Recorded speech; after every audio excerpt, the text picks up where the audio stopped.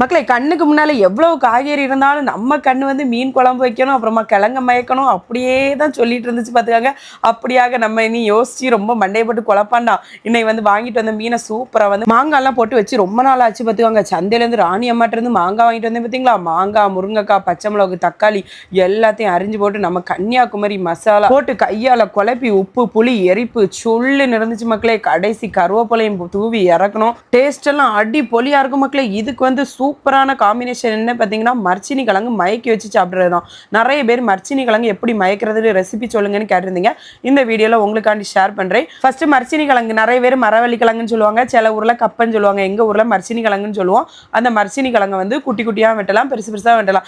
எப்படி வெட்டினாலும் நம்ம வந்து மயக்கி குழப்பி அடிக்க தான் போகிறோம். அதனால நான் வந்து ஓரளவுக்கு வெட்டிக்கிட்டேன். அதை குக்கரில் கொஞ்சம் உப்பு போட்டு ஒரு விசில் விட்டு நல்லா வேக வச்சு எடுத்துக்கணும். ஏன்னா நல்லா மசியணும். அதுக்கப்புறமா இதுக்கு வந்து தேங்காய் பேஸ்ட் அரைக்கணும். தேங்காய், ஜீரகம், வெள்ளைக்கூடு, நல்ல மிளகு, கொஞ்சோல புளி, அதுக்கப்புறமா வத்தல் பொடி, மஞ்சள் பொடி, கொஞ்சோல கருவேப்பிலை இவ்வளோ போட்டு நல்லா மசியாட்டு அரைச்சி எடுத்துக்கோங்க.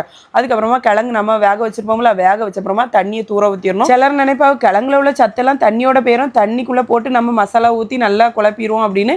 தண்ணி எடுத்தீங்கன்னா உங்களுக்கு பித்தவாதி வர மக்களே, அதனால தண்ணியை வந்து தூர ஊற்றிடுங்க. அரைச்ச மசாலாவும் தேவையான தண்ணி ஊற்றி கிண்டி ஒரு கொதி வந்த அப்புறமா இறக்கி நல்லா குத்துன்னு குத்துனீங்கன்னா கிழங்கு மயக்கியது ரெடி. அப்புறமா தாளிச்சு ஊற்றிக்காங்க. வீடியோ பிடிச்சா லைக் பண்ணுங்க.